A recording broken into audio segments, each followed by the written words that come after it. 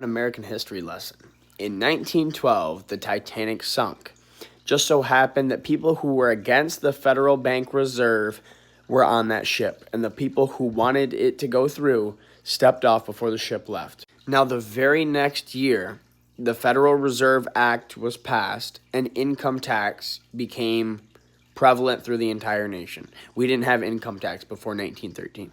And then what followed the 1910s and 1920s? The Great Depression. And after that, the World War. And after that, JFK's assassination. He wanted to bring the dollar back on the gold and silver standard. He wanted to get rid of the federal bank. Then we had World War II.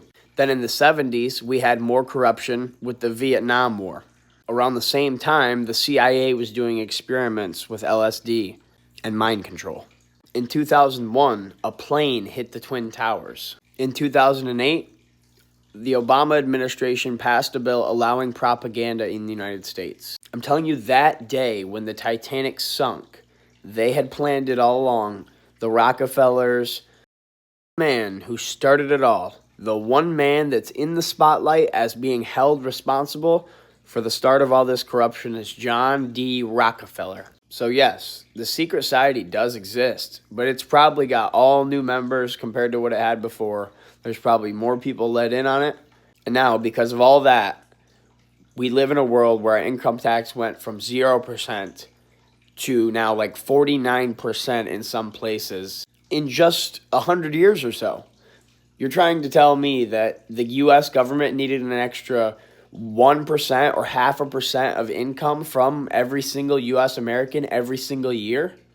Maybe if they weren't doing so much corrupt stuff, they would have more money for the people of the United States instead of sending all of it overseas to fund fake wars so they can inflate their money even more. It's all embezzlement. It's all profiting off of war and sickness. That's the entire system.